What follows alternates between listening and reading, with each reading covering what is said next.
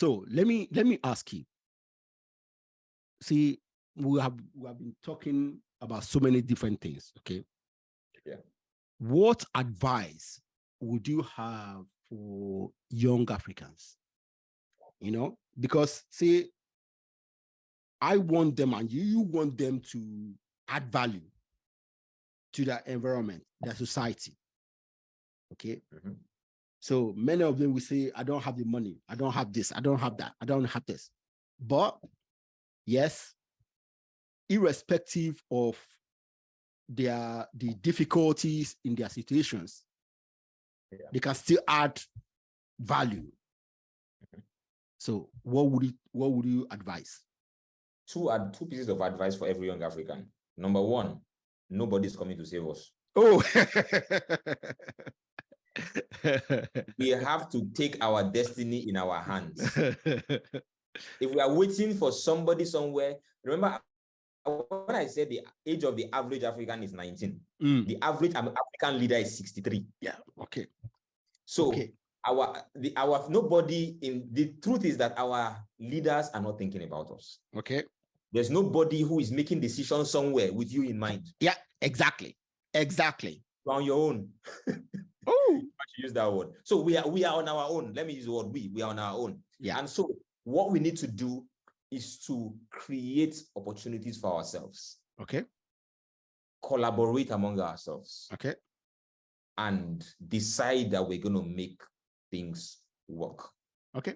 Now, it's going to require a lot of ruggedity and doggedness. Yeah. But you don't have a disadvantage. You can find a way around everything. Good example I'll give you. Schools are calling me across the country saying, we love your books. We don't have teachers. Can you give us teachers who will teach coding in our schools? And I'm here saying, young people, come and take training. If I train you, I will connect you to jobs. They are not seeing it. Okay. They're asking me, will I pay them for the training? Okay. I'm training you for free, and I'm going to give you a job afterwards. So what I'm saying is, take opportunities when they come. That's the last thing for every young person. See an opportunity, take it. Okay. See, I will give you one small example. On LinkedIn, there is a young man who messaged me. He asked me to connect with him. I did. Okay. And the first message was to ask me for money. Whoa. I don't know this young man. There you go. I don't know him from anywhere. And the first thing he asked me is for money. Now, I could have ignored him, but I didn't. I asked him some questions, trying to lead him in a direction to say, okay, I'm asking this man. He said he's a student in a university and he needed money for it. Okay. For me, I would have thought, what can I do for this man that he may eventually pay me for? Yeah. Okay. I'm saying this, if he listens to this podcast, okay, maybe now he see, last few weeks, after a while, I stopped responding to him. Okay, he sent a lot of me, I didn't respond, and the last few weeks again, he has come back asking me some other questions. Why I just didn't respond. But a young man could have offered to give me some value. It doesn't matter what amount of value, but for him to be just from the start, see, before COVID, my barber told me that his cousin in Nigeria is a Nigerian. That his cousin wants him to do this, and you want, okay, I said to him, say, okay, your cousin, where does he live? He told me. And I told him, you can recommend a business for him and his friends, right? There are so many cars in your neighborhood passing you. All he needs, yeah, buckets, cloths, water. You get it. Okay, he's a young man. Yeah. I mean, open a car wash. Open a car wash. Even if you don't open a car wash, go to the houses to wash it in their house. Okay. I said open the car wash, and then some other customers who want you to come to their house, go. They will pay you. They'll pay you. All you want is money.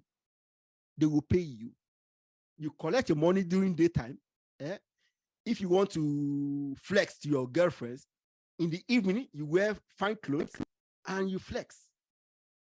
Well, my baba talked to his cousin, and his cousin was angry that asking me to be a car wash. Look at it. So young people, unfortunately, don't get it. Yeah. You know, it doesn't matter what you do.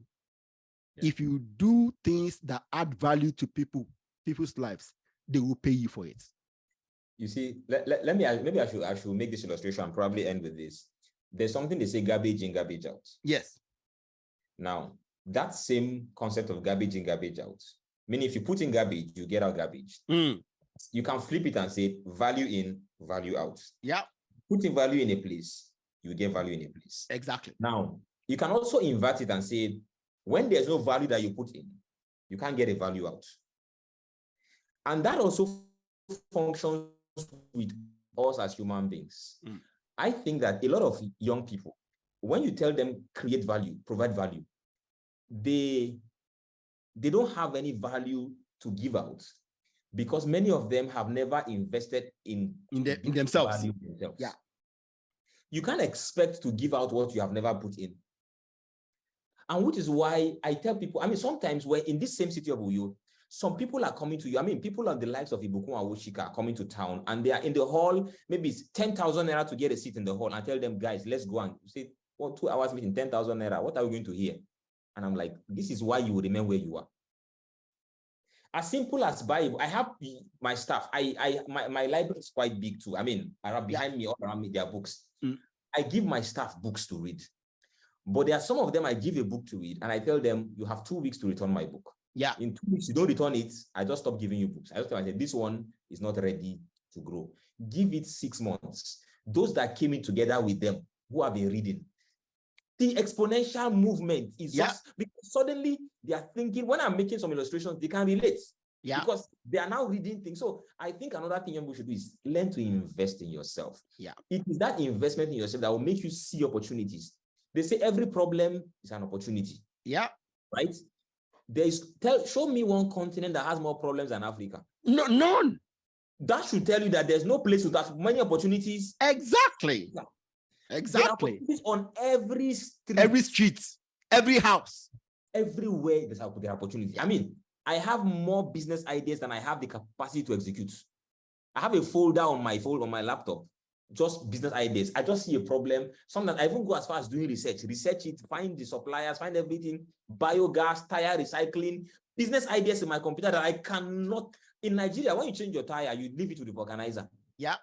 From Sokoto to Zamfara to Port Harcourt, tires are everywhere. You can fill up trailers with tires. Nobody is thinking of what to do with them. Recycling. I mean, there are opportunity. Every street is opportunity in Africa. Until people have the capacity to think, then their eyes will start seeing opportunities. Yeah. The things are there, but until your mind is open, your eyes will not open. Yeah, that's true. So I think every young person, I just need to mention that so that young people listening to this can realize that what you are looking for is around you. See, once you have problem, there's an opportunity. There is. Your own personal problem, the solution, you can also give it to other people. Yes. That's it. You know? Yeah. Yeah. Good.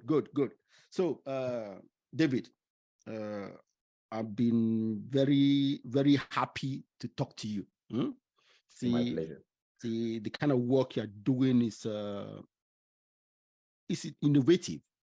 Okay. And I pray that everything you are doing will bear wonderful, abundant fruits. Amen. All right. Amen. So let's end this. See, what I ask my guests at the end of our discussion is their vision for Africa. You see, what do you see in Africa? What do you envision for Africa in the next 30 years? In the next 30 years. Well, for me, it's very simple. Okay. My business vision that says every young person should be able to launch their first startup by 16. That's my first vision.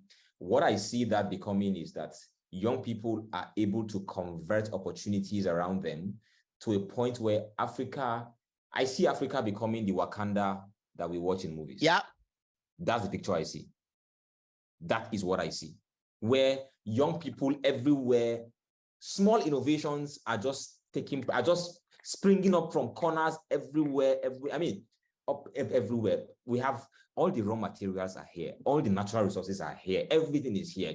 We just need to use our minds a little bit more and add value all around us. Yeah. And Africa is going to become a destination. If America could go from what it was, child mortality rate in America was higher than Africa of today. Oh, of course. Yeah. If they can get to where they are today, I think that movie, Black Panther, is a prophetic movie. And so each time I look at it, in fact, I almost named my company Wakanda Academy. But I figure, no, that's going to be very, so let me leave that low. But I see that picture in the future. Yeah. That's where I see us getting to. And we're not going to get there with the 63-year-old average leaders. 12, 13-year-olds. The future of Africa are those teenagers. That's why I'm focusing on them. Good. Yeah. Wow. David, thank you very much for being a great guest of Think Big for Africa podcast. Thank you so much, Mr. Ekene. It's my pleasure. Thank you for inviting me too. Yeah. Thank you. Bye. Bye. Yeah. Wow. Wonderful.